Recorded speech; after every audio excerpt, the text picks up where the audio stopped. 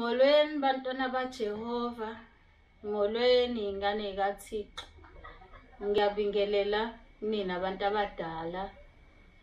Namhlanje ngicela ukuphinde ngiqhubeke ezimpahleni lezi esengike ngakhuluma ngazo ukuthi siyayibonela thina izimpahla esizoyiqoka.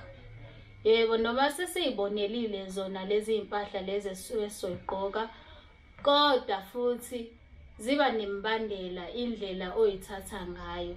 Awukwazi ukuthi uvele usuku uhambe uye esitolo ubuye uthenge ibhayi uligqoke kalula kanjalo. Cha, awenzi kanjalo.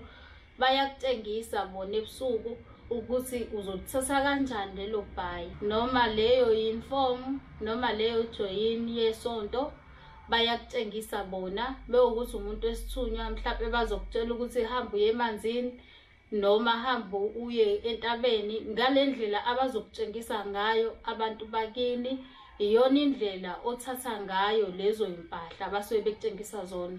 Why kusuke kufanele ukuthi ulalelisisise mebekhuluma nawe noma ucabangisise kahle, ungayi etelo kwakho, ungafuni futhi ukwenza ngendlela obone ngayo umngane wakho enza ngayo noma mhlambe esinye isangoma senza ngayo, ngoba abantu abafika kuthina abafani, nezikweletu zabo ayifani futhi ayilingani. Kodwa mebekutshengisa izimpahla bayakutshengisa futhi indlela ozoyithatha ngayo lezo zimpahla. Zihlukahlukene-ke nazo. Khona ezinye okwaziyo ukuyithathela wena wedwa, khona ezinye okwaziyo ukuthi uthathiswe omunye umuntu, khona ezinye ezidinga umndeni wakho kuphela, bese kuba khona ezinye ezidinga mhlawumbe ugobela kuphela. Phinde kuzoba khona ezidinga ukuthi kube nomcimbi omkhulu mozoyiqoka. Ezinye zidinga imbuzi, ezinye zidinga izinkukhu, ezinye zidinga inkomo. Kuya ngokuthi isona siphi isigaba wena osuke usukusona ngaleso sikhathi.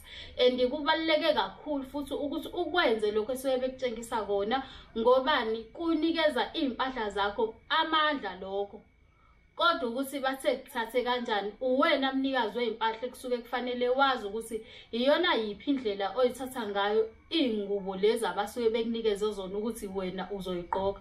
Ngobani vele awuyiqokeli wena impahla, uqokela abantu bakini abangasekho ababeyisebenzisa nabo bese kulomkhakha wena usukuwona.